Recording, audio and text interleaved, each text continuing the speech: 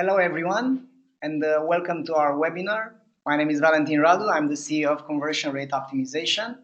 I'm together with Kit Hagen from Conversion IQ. Hello, Kit.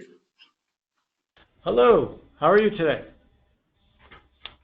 Excellent, Kit. We are actually finishing the day here in Romania. How is it in the US? It's good. We're in the mountains of Colorado, and it's nice and sunny. A bit cold, around maybe 6 or 7 Celsius. I think we have the same temperature at this moment here. The spring is coming. Okay. Okay, so Kit, maybe you can tell a bit about yourself, about me. I think most of all, I'm the CEO of Marketizator. We are a conversion rate optimization platform. Our approach is to deliver top quality software, an integrated approach on conversion rate optimization. And yeah, we have more than 7,000 websites using our platform so far. We are a team of 30 people from Eastern Europe, from Romania. So, Kit, please do introduce yourself and tell us a bit about yourself. Sure. I'm the founder of Conversion IQ, which was acquired in 2014 by Inflow, and I focus on conversion optimization services. So that is optimizing e-commerce sites based on the traffic that they're getting and optimizing for those. Mainly we focus on optimizing purchases, but we also do a lot around optimizing retention strategies for repeat customers, as well as finding brick and mortar stores, signing up, building email lists, nurture, capture, whatever the goal of the e-commerce site. We work with our clients to increase those goals. Okay, that's great. So today we are going to talk together about continuous improvement of e-commerce conversion rate optimization. This is the content. So we're going to take a walk behind the scenes of conversion rate optimization. We're going to find some hidden gems in the CRO process. Why is conversion rate optimization an ongoing marketing action? And out of the box conversion rate optimization ideas for e-commerce websites. I will be the one that starts, and you, Kit, are going to be the one that finishes. So first of all, I'm going to talk a bit about acquisition versus retention. What we do know from a recent study from e-commerce benchmark is that the e-commerce retention rate is 32%. So that means 1 out of 4 customers are actually doing the second purchase. And according to this graphic from RJ Metrics, we can see that 50% of the revenue is being generated by repeating customers. So mainly the retention rate is a very important parameter. Also here, the top performing 25% of the e-commerce companies, according to the e-commerce growth benchmark, are generating more than 50% of their revenue from repeat customers. So let's see what's hidden behind the conversion rate in an e-commerce website.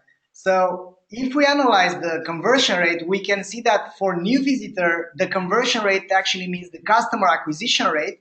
And if we look at the existing customers, the returning customers, it's actually the retention rate. So how many customers are doing the second, the third, the fourth purchase, where is actually the most important thing after an e-commerce which is more than 2 years old. So for a mature e-commerce website, the conversion rate equals it's the retention rate. So the most important thing is to keep customers. It's like in life, it doesn't matter how many friends can you start to have. It all matters how many good friends and how many valuable relations you are having in your life. So another important thing is the lifetime value of the customers. So the top 1% are spending 30 times more than the average customer. So that means the Pareto's law is it's still applying. 1% of the revenue is actually generated by 1% of the customers are generating 30 times more than the average customer. So the first step into the conversion rate optimization is to understand the balance between lifetime value and customer acquisition cost, which I think it's a very valuable analysis, and few companies are actually doing this properly.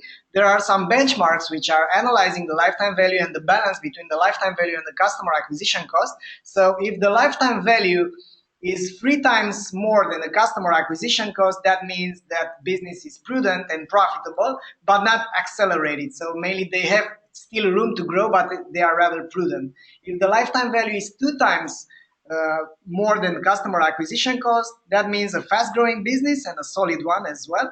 If the lifetime value equals the customer acquisition cost, that means that company is going after market share but losing money, because actually they are recouping their money back from what they are investing in the long term. And if the lifetime value is less than the customer acquisition cost, either it's a long run strategy like Amazon is doing, because they are keep on doing acquiring market, and they keep on getting investors to enrich their ability to acquire new customers, or it's pure madness. So the second one, it's a proper methodology. So which are the factors which we've identified that are affecting the conversion rate for new customers? First is the branding. So the brand exposure, the brand equity, direct traffic, and the branded search. The commercial conditions, the pricing, delivery time, delivery cost, the return policy, the competitors, and the competitors' commercial conditions as well. The digital experience, so once the visitor is on your website, the user experience, the look and feel, the navigation flow, and the number of steps toward the conversion, and also the testimonials are very important. And of course the product itself, which is very important. So the brand of the product, the features, the warranty, and the reviews of the product. These are the most important factors which are actually affecting the conversion rate. When we are speaking about returning customer, what is important is the post-purchase experience. So the customer experience is the one which makes or breaks a customer, and we need to shift with. I've seen this on a lot of e-commerce websites which are at the beginning of their experience in this world. We need to shift from conversions. We need to shift from orders to customers. So mainly we are not optimizing any kind of things. We are just establishing valuable and authentic relations with our customers, with our prospects. So mainly the customer experience is the one which makes the customers buy again from a certain company. And we've seen that the benchmark is that 1 out of 3 companies, or 1 out of 3 customers are actually not coming back on and buy again. So here are important the return policy, the fact if the product meets the expectations, features, quality, size, whatever, depending on the type of the goods that the e-commerce is selling, the delivery time, the customer support, and of course that if the commercial conditions are meeting or beating the expectations of the visitors. Here we have seen lots of methodology on the digital agencies which are working with our product, and on the e-commerce websites which are using our product. The standard methodology, or the obsolete one, or the, let's say, old age methodology is one size fits all, is nose driven, and it's hard to perform with it. It's simply having some landing pages to generate some traffic, to check Google Analytics, and either you smile, either you're not. So simply you're just observing what's happening. And the advanced conversion rate optimization methodology takes into account first the buyer persona, then you have a valuable demand generation method, so tactic. So you get relevant traffic, then you analyze the pain data, you understand if your customers are actually covering a need or fulfilling a desire. So based on that, you also go into Google Analytics and you do a deep diving, and then you do proper segmentation. So you find out which are your most valuable segments of visitors, you group them, and then you do A/B testing for each relevant segment and relevant page. After that, the next step is to do real-time personalization, which that means actually delivering recommended products and the right product to the right person at the right time, and also to deliver messages according to the history of your customers. Let's say if you have a VIP customer, you may want to say, hello, welcome back. Does your does the last product that you bought meets your expectations, or you have this surprise from us because you are a valuable customer. Then you do micro conversions, and at the end you simply convert. That's the good case scenario. But if you do micro conversions and you acquire emails and you put the remarketing tag, you may want to do remarketing and then re-engage the customers and bring them back on your website. And of course, part of the of this traffic is going to be wasted, and you don't have anything to do with them. There is a funnel. Actually, it's a 100 years old funnel, which it's still in place. Maybe it's a bit affected about the search behavior and the fact that we have the information very transparent, but the steps between awareness to action are actually the same. So we have the phase of awareness where you know about a product and e-commerce website which is selling it. Then you have the interest phase where you're becoming engaged and you go uh, towards the in the funnel you become a shopper. So mainly you take a look at what's happening on the category page and you go to the product page. And after that you become a buyer. The next phase is to become a repetitive buyer, and at the end to become a raving fan and to promote the website. For each step in this funnel, there are some KPIs that needs to be tracked, and they need to be tackled and addressed.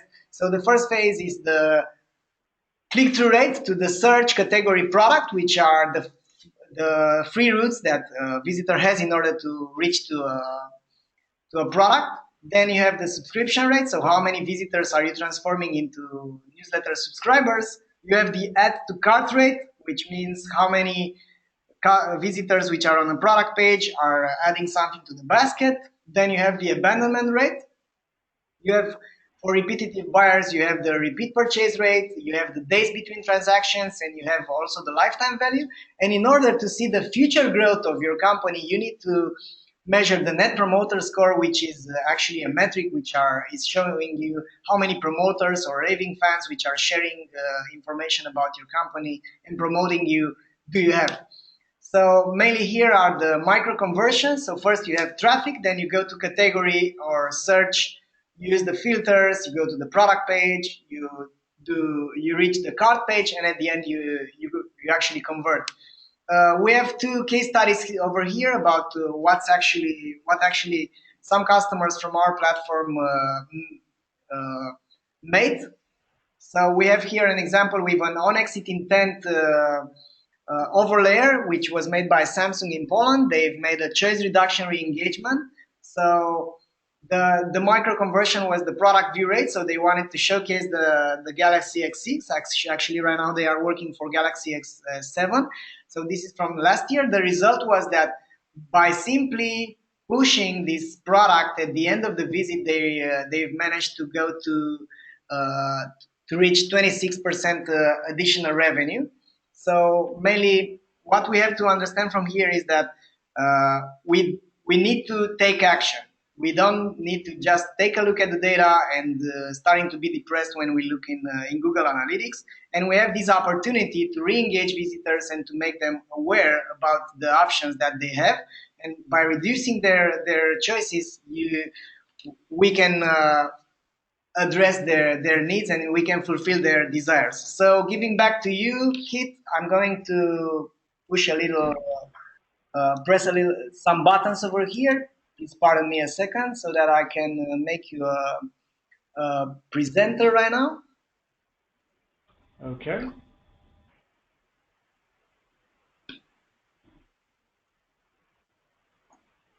Okay, hopefully you are going to, Yeah. great. So we can see your screen, all good here. Okay. All right. Good. Good.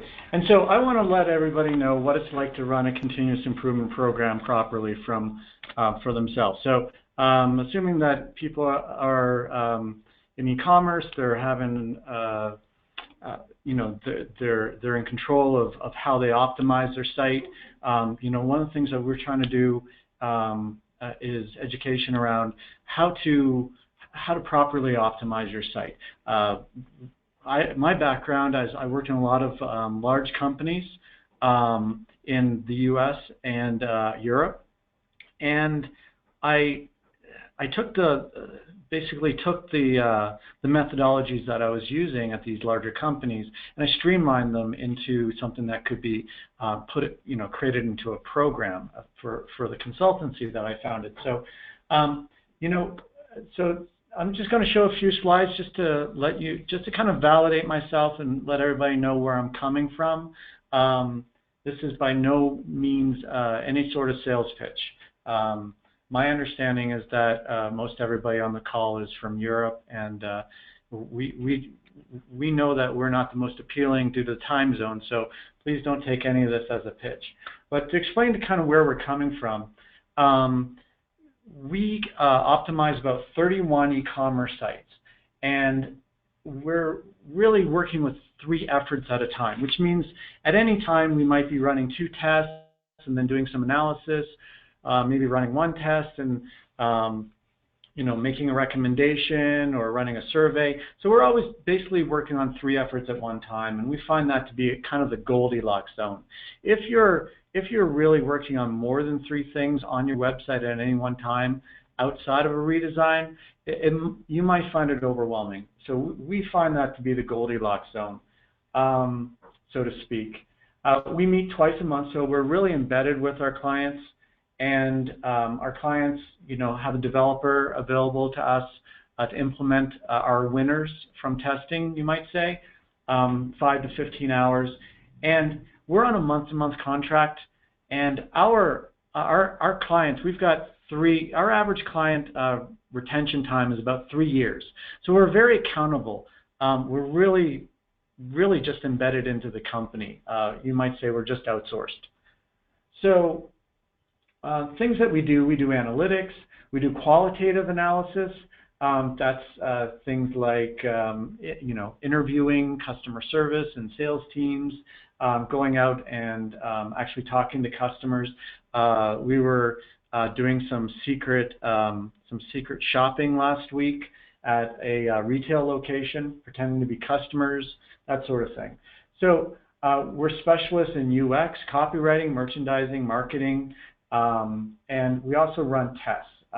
We run more tests than any other organization we're aware of, and we've run over 4,000 tests since 2011, and we have about 100 running at any time. So and we also do a lot of tool validation. So our clients want to know, what the best chat would be, or what the best, review vendor to use. And so we do a lot of that validation. So we're really kind of just an outsourced director of e-commerce for a lot of our clients. So before doing any kind of continuous improvement, the one thing that you have to do is you have to get your analytics in shape. And so here's a really simple graph that shows one of our clients before and after us getting analytics into shape. And you can see that campaigns were 12% of overall traffic. After we got everything properly tracked, it was 18%. And there was even display wasn't even being tracked. And that accounted for 5% of their traffic. And you can ignore the organic, which is the biggest difference. Our organic team was increasing traffic at that time. So, but this just goes to show you how you need to get things into shape, because you're going to use analytics to get insights, to verify insights. You're going to use it for verifying tests. Testing, you might want to dig deeper and find out, if you have a custom segment in Google Analytics, how did the variations do for each of those segments? So that's important. You also, once you implement the winner, you also want to make sure that it actually moves the needle the way that you expected. And that's where you need Google Analytics to be running well. You also want to identify issues, diagnose issues, and explain wins. So one of the things that you'll do in your organizations, if you're not the one in charge, is you want to explain your wins to the entire team. so that they buy into the continuous improvement program.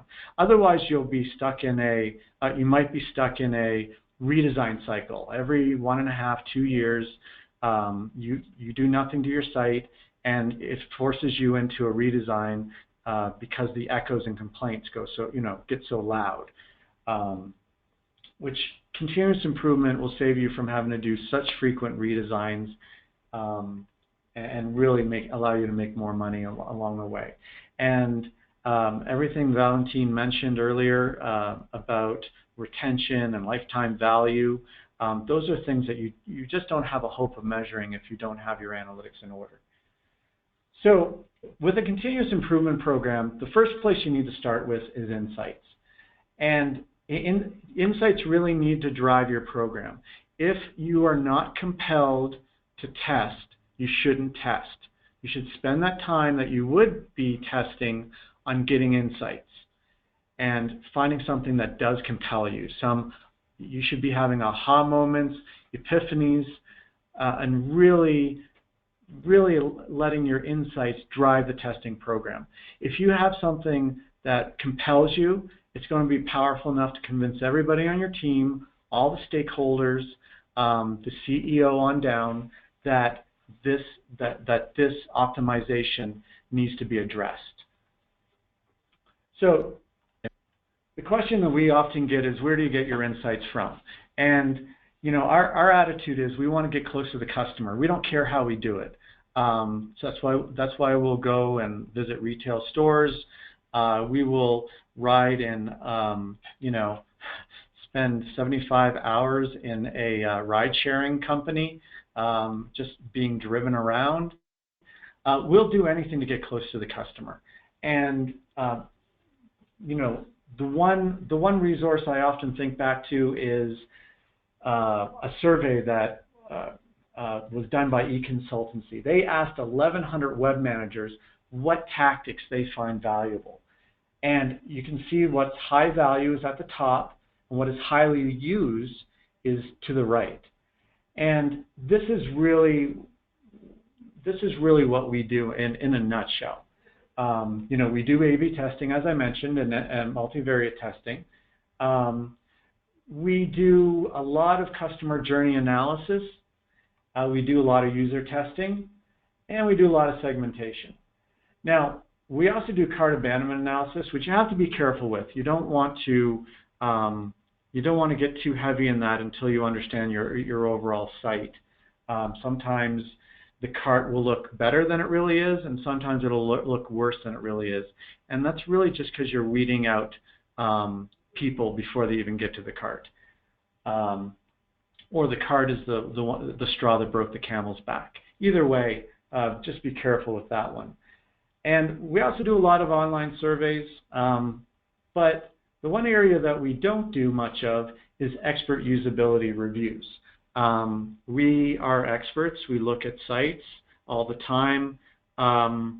However, we don't believe that a simple review is enough to really get insights and improve a site in any way. So we simply we don't do usability reviews. So these are some ways that you'll get insights. Personally, I love user testing and probably watch over 5 user tests a week.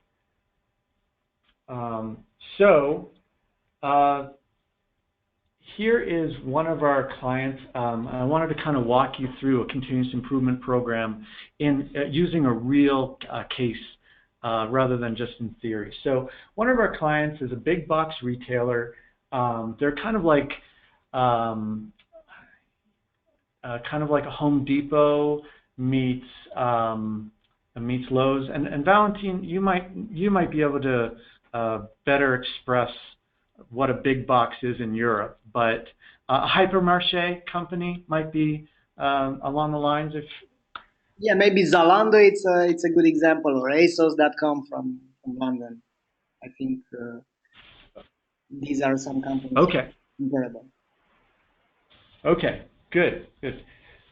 So, the thing that we did with this company is we really segmented that customer journey. And that's where we wanted to, first we developed personas, which Valentin mentioned, which is part of advanced CRO. And we took each persona and we did some analytics work on the site and got people to self-segment. And that's simply a way of designating if somebody clicks here, they're likely part of this group. You can also do it with polls, like Qualaroo, for example. You can ask people what audience they are, and depending on how they answer, you can then follow them through Google Analytics if you have it integrated with Qualaroo. But we did a lot of that. We really tried to get an understanding of where the customers were going. Now, the biggest challenge with this particular site is they sell everything. They literally sell everything. They are a hardware company, somewhat of a grocery store. They are they sell clothes. They sell kitchenware. They're literally everything. These companies are mostly in rural America, where somebody typically drives over 20 kilometers to get to a store, and that would be their closest store. So we did a lot of user testing, and we also ran polls. And one poll that we ran to identify mobile visitors was we wanted to know who was going to pick up and who wasn't. So we asked people in a poll when they arrived on the site to identify whether or not they would be interested in picking up or having it delivered. And so we looked at only those people who said, my intention is to pick up if I buy. So one thing that we did, from the poll, we went into Google Analytics and we looked at that segment particularly. What we found is that these people who said that they're going to pick up, they had a very high rate of adding to the cart, but a very low rate of converting. Now, this makes sense. However, the objective that the company had is to get people to buy online and pick up in site, not simply use the store as the website as an inventory source. Now, it could be used accurately as an inventory source. They had that technology. Every item for every store was inventoried and available online. However, they wanted to secure the purchase and make the pickup something quick and easy for customers. They even had a window for people to do drive-through. And if you guys know anything about Americans, I'm Canadian, by the way. If you know anything about Americans, you'll know that they love their drive-throughs. So once we had that insight that users who pick up are just not converting and they're dropping off at this particular point in the checkout, we went and discussed that with the client. And this is where, after you have a compelling insight, you want to discuss it and share it with everybody. In fact, the more you share it, the more compelling it'll be. So the next step after getting insights is to discuss it. Now you can imagine that the number of insights can grow really quickly, and you need some way to manage them. So this is the methodology we use. It's a standard spreadsheet that we have with the client, and we mention every insight that we get, and we label where the source of the insight, whether or not it's been validated, the description of it. We even organize it by parts of the website. Orientation, those are mainly landing pages and the home page. Navigation, those are navigation elements, and then destination are like product pages. And then we take a look and we give each one of them a score. And so we say, what's the potential and what's the difficulty of actually implementing this? If you're going to run a test, you're going to have to create the test. And some tests are easier to create than others. And so we consider potential, we consider difficulty, then we give every insight a score, and then we test the ones with the highest scores. That's how you're going to best manage, the hippo effect, if you're familiar with that, the highest the opinion of the highest paid person. You're going to be able to manage the ideas and the opinions of different people. Typically, designers and business people have very different priorities in what they work on. So this allows everybody to get on the same page based on business opportunity.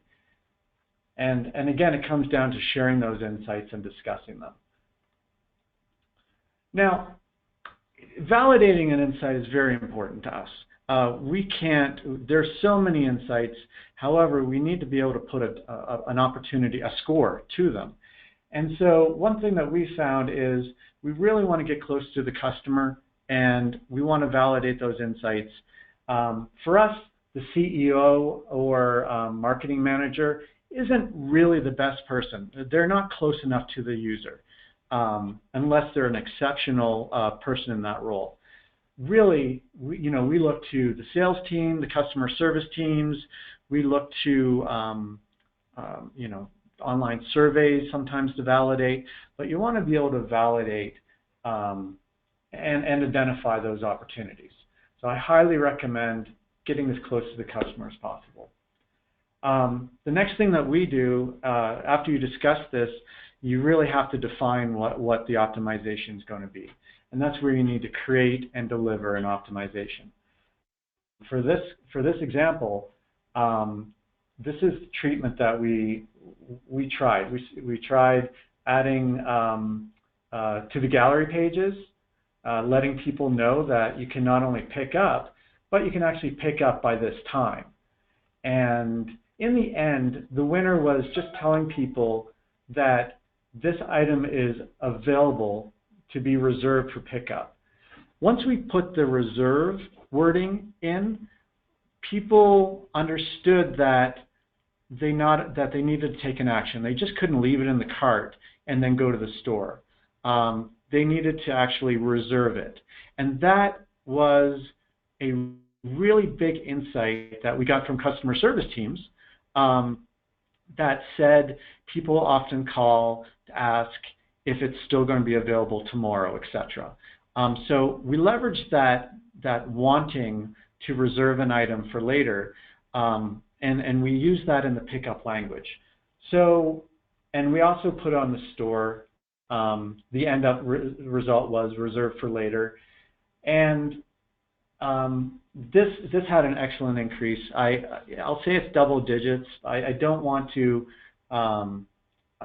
say anything other than this was a real insight for a real problem that was compelling and really impacted the company. And out of a lot of insights, got tested and had a significant result that propelled the company forward. So individual results aren't important. In fact, all you can really find out from testing is whether it's a winner or a loser.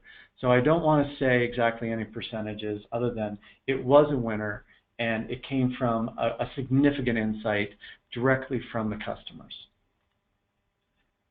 So after you define this, the recommendation or you define what the experiment will be, some developer has to go off and develop it.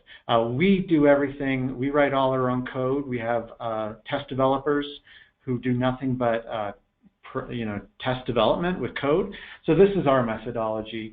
If you're lucky enough to have a first-class tool, test tool, then it might be a little easier for you. But the next step is actually running that test. And this is something that people go wrong with a lot. People don't analyze their tests properly enough. Now, we for instance, like I said, we run our tests. We mostly do it manually. We write our own code and that sort of thing. We have our own system for the most part, and we do use other test tools actually frequently. But one thing that we try to do is we try to go over and use significance calculators. We're fond of the one that we see from Analytics Toolkit, and we're trying to figure out whether or not this is a significant winner or not. And we tend not to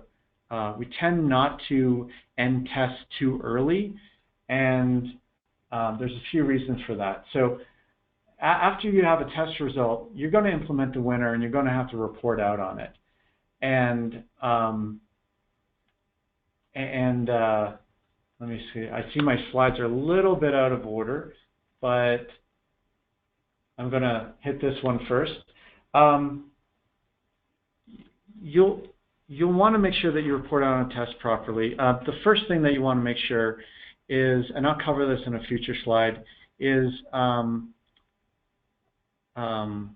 actually I will cover testing properly in a future slide briefly, but let's go over this.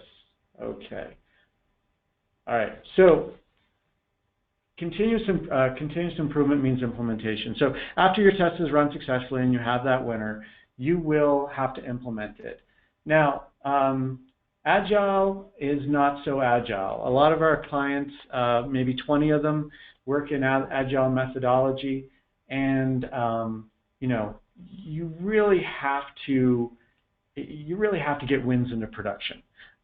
If you determine that something is won the day after a sprint has gone out or has been decided, and then you have to wait till the next sprint cycle, with a lot of efforts, you might be waiting months before you can get your test winner in, and that's just lost revenue at that point.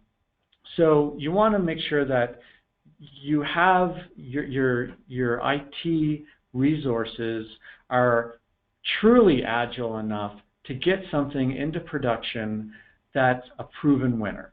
It should be an exception, or it should at the very least always make it into the next sprint. It shouldn't be bumped out unless you're doing a lot of intensive work, in which case you're probably not testing anyways if you're doing that sort of thing. So another thing that you need to do is you need to track your wins. You know, you need to look at each test. You need to figure out the confidence. We have something we call conservative lift. We don't like to use test results as kind of future promises of revenue. All you can really tell from a test is if it's a winner or a loser. So what we try to do is we take a conservative look at the test results, and then we assign revenue to it. And at that point, we're really just trying to estimate what the win will be. And this actually works really well across the sites that we optimize.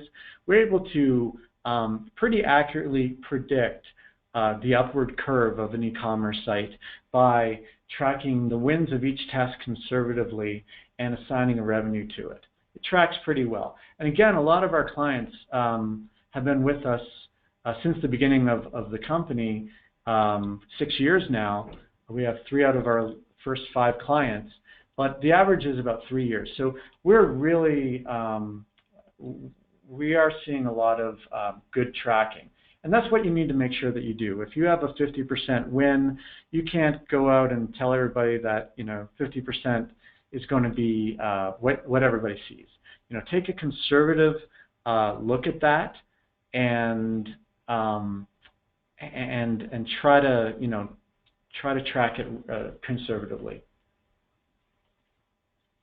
Now, after your tracking, you'll still want to know what's going on the website. So continuous improvement isn't something that you can just do a lot of discovery work and then spend the next 6 months implementing, the discovery.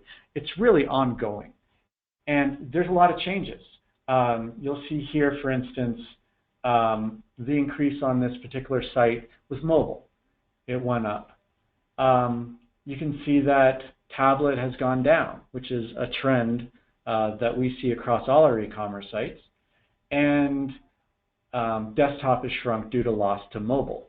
So things are always changing, and you need to keep a pulse on your site. Here we see that once we started our program, we saw what happened with mobile, tablet, desktop. And you need to break it down by traffic source, by device, by traffic source and device. You really want to take a look at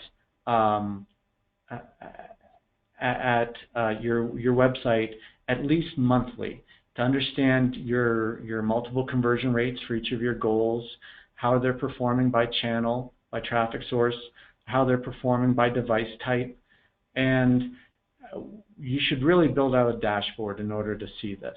And if you spend 20 minutes a month looking at your dashboard, you should be able to find anything that's alarming. You should be able to easily see Google penalties, or if you're not tracking right because you've introduced a new form of traffic such as shopping or display. So that's it. So I wanted to go over basically our principles. Our program is called Scope, but think of it as continuous improvement principles. So again, insights drive tests for real results. The first rule of conversion optimization is don't make things worse. And it's easy to make changes on a website, and it's just as easy to make the wrong change. So that's a principle that we try to operate by. Take a user-centric approach. Again, I'll give, at the end of this, I will share a link that you can download your own spreadsheet, your own score spreadsheet, with the formulas for prioritizing. But you want to use something like the score list that I showed you to help prioritize those opportunities and insights. Insights do need validation. Good traffic is the foundation of conversion rate optimization. So you can have a great conversion rate and you can improve your site while all the time your traffic is getting worse due to competitive pressure, Google penalties, lost referrals, and your traffic, if your traffic quality goes down, your conversion rate will go down. In fact, if your traffic quality goes up, your conversion rate will go up. So that's the first foundation. So we look a lot at where traffic is coming from. Let's see, you want to prioritize, you have to get everybody on the same page. Clarity does trump persuasion, and you might be reading blogs or other materials that tell you the neuroscience behind, the psychology behind a better converting call to action or headline or value proposition. And that's all well and good. However, if you're going to focus on continuous improvement, the first place to focus on is clarity. Too many sites are difficult to navigate. They're difficult to understand what the company actually sells, and they're too difficult to configure the products and check out with them. If you focus on clarity to begin with, you will find much bigger wins. And then our final principle is we really adhere to what we call the 3 laws of testing. One is don't interrupt anybody's experience. If somebody was on your site yesterday, don't let them come today, see a brand new homepage, and count them into the test.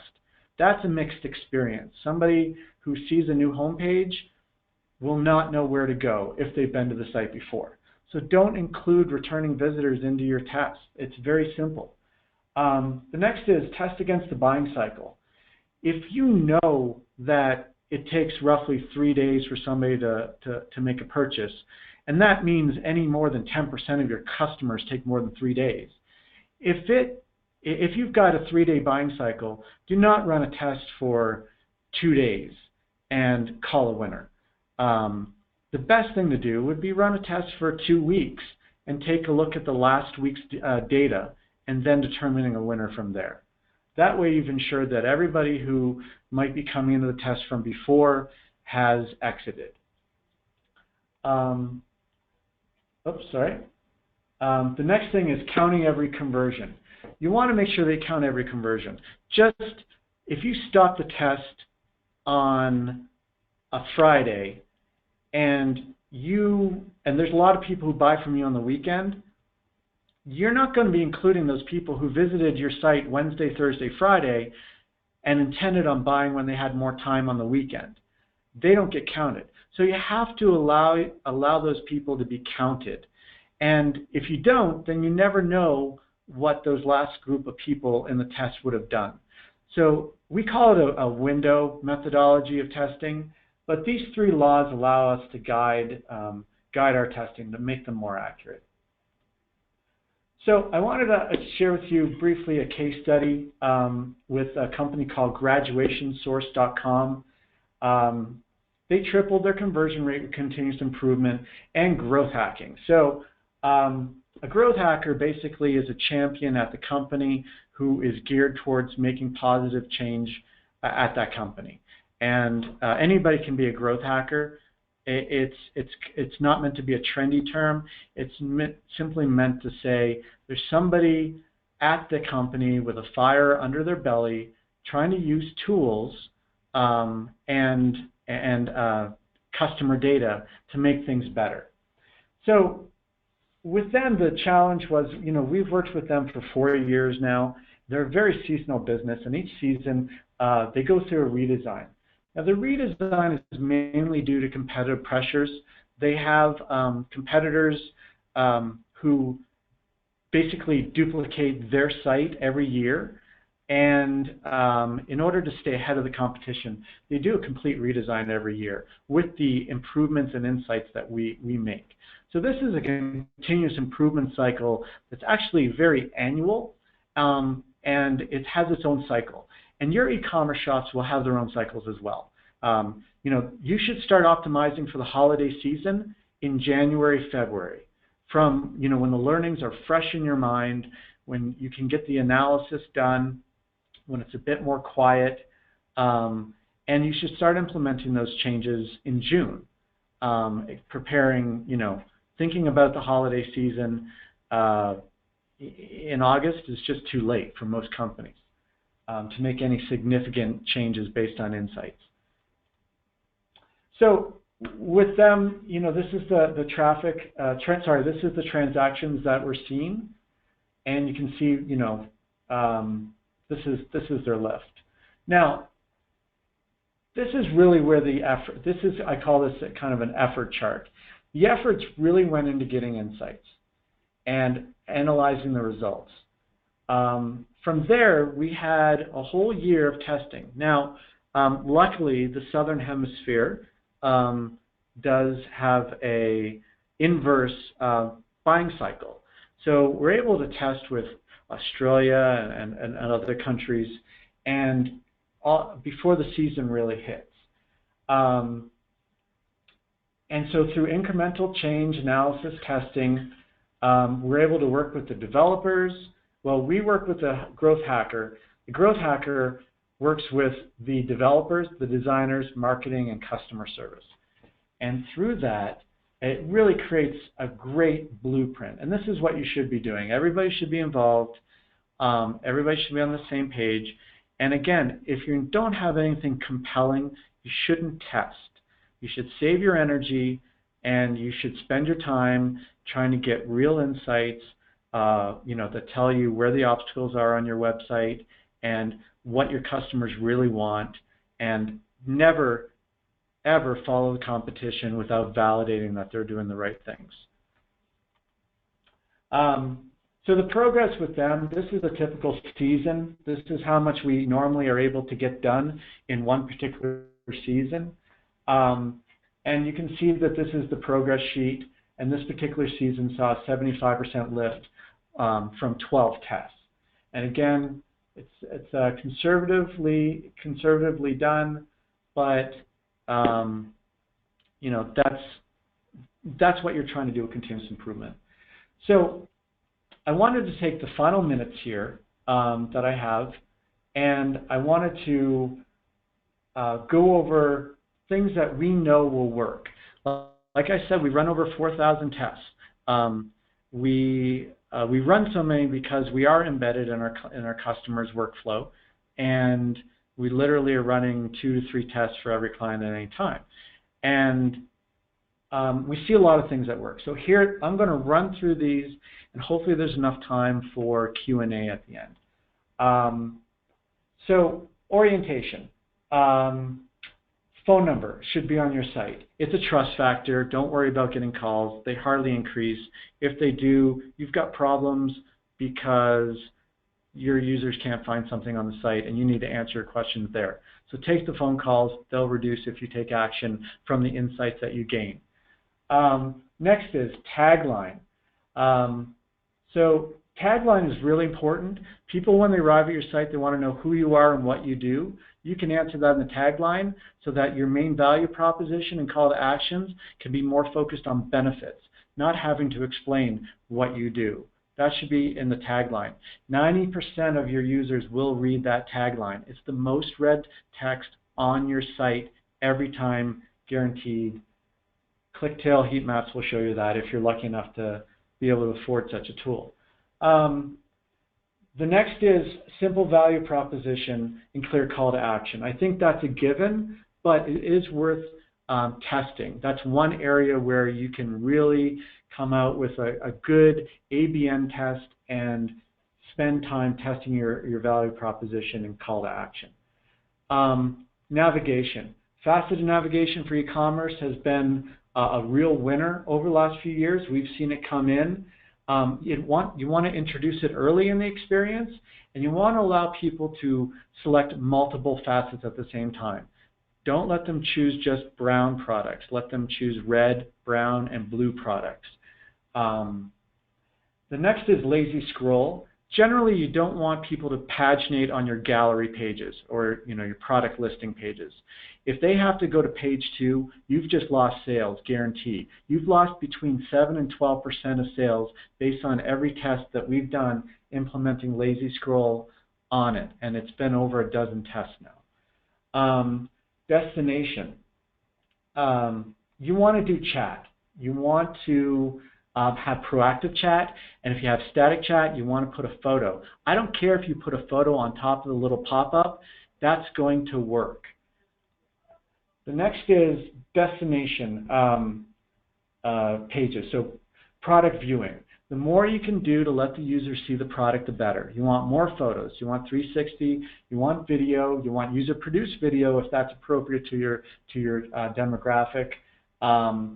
You want to get as many reviews, and if you have customer Q&A, that will save you a lot of money with customer service. Customers literally support each other. Turn2 is a good vendor, but Bazaar Voice and just about everyone else has them. For reviews, I particularly like FIFO. Okay, the next is trust and transactions. So our clients, we've had McAfee as a client, Intel McAfee. We've had Symantec as a current client of ours. Stella Service has been a client. All Clear ID has been a client. We've done more trust badge testing than anyone we're aware of.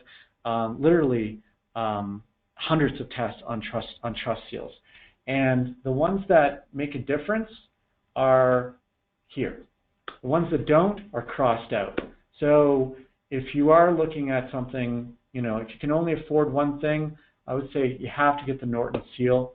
If customer service is important to you, you want to try to emphasize trust. I'm not sure if Stella Service is available in Europe. Trustee EU Safe Harbor is, so you could use that. But anytime that you can show that your site is secure, but more importantly, if you can prove that you've got good customer service, mixing security and good customer service validation together is a great synergy. It's one of the reasons why Google Trusted Stores does so well. So Google Trusted Stores is worth getting. So I want to thank everybody and take Q&A, but I also want to let you know that the score sheet is available at this address, and you can download your own Excel spreadsheet. It'll have the formulas in there, and hopefully you can get your teams more organized to make more progress. So thanks a lot, Kid, for disclosing everything. If there are questions, please ask them. We will be available to a few questions for a few more minutes. So please do put them in the sections which is called questions on your right tabs. So Kit, actually you have you've run like thousands of experiments so far. Can you please let us know how it all started? So how you've got into this testing world, let's say. Yeah, Valentin, we don't consider ourselves a testing consultancy. We're really an insights consultancy, but we have to test in order to validate. And the only reason we do so much testing is because we run continuous improvement programs. So unlike other consultancies who just do one-off projects, we're literally embedded in with our clients. So I got into it because I think I made my own testing tool around 2002, 2003. I was a web developer. I didn't make websites. I made online tools like HTML WYSIWYGs and more hardcore programming. And so when I moved to the business side and I started owning 12 websites for a large company, I just made my own tools. I made my own test tool, and since then I worked with Adobe Test and Target and multiple first-class test tools, including your own. And I think the thing that is compelling about testing is just getting the assurance, and it's really the insight is great. However, even when you have the best insights, you'll only be right 80% of the time. And that's why we test. And that's how I got into it, because I was making changes, and whether I was in-house or on my own sites, and one something went wrong, and I would be able to tell that weeks or months afterwards through analysis. And that's really the reason for testing. I don't think testing isn't a way to do anything. You shouldn't use it as a way to prove that you're right. You should use it as a way to validate your insights, to make sure you're not wrong. To me, testing is a defensive tool. So. Very interesting, Kit. Thanks for sharing that. We do have a question from Rosario. He's asking, how do you suggest to calculate the conversion research cost in order to not to get wrong with the commercial proposal? Okay, so if I understand this right, it's Rosario. You're thinking, going to a vendor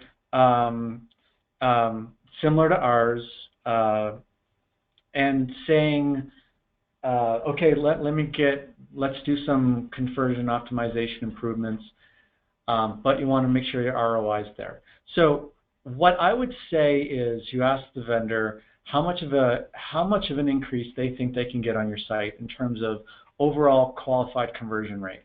So of the people who are buying, how many more orders do they think that they could get for you? And they should be able to say, over 6 months, you should be able to get this much of a lift. Every site will be different.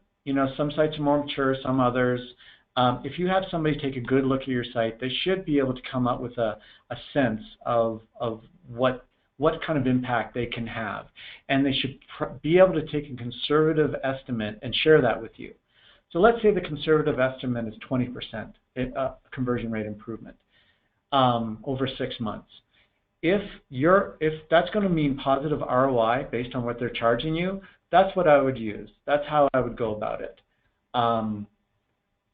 Hopefully that answers the question, but at the end of the day, you have to have ROI, and if you can't get results, in the first, say, 5 tests, which should, maybe take 3 months, and they should be compelling tests based on insights.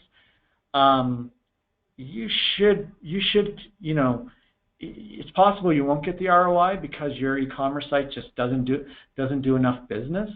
And that's really where you need to ask yourself questions. If it doesn't make sense for you, you should focus on generating quality traffic.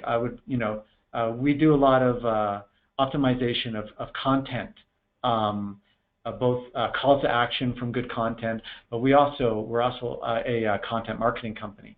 And so I would say you should focus on content marketing, inbound marketing, in order to drive up quality traffic, so that improving your site does make more sense.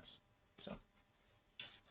Great, Kit. So thanks for sharing with us all this valuable information, and also for the time that you've allocated. If there are other questions, I think you can find Kit via LinkedIn or Twitter. If you're interested about the sheet, you can find it on conversioniq.com. Thanks everyone for being here. Thanks a lot, Kit. And let's hear good news and keep on converting life into a better life. Okay. All right. Thanks, everybody. Bye bye.